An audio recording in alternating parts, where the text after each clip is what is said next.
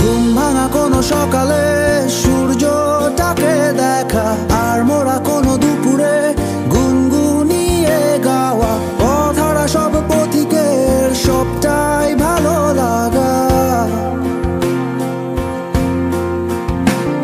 আর জানালার ওই কাছটায় থমকে থাকা বৃষ্টি, অলিখিত সব কবিতায়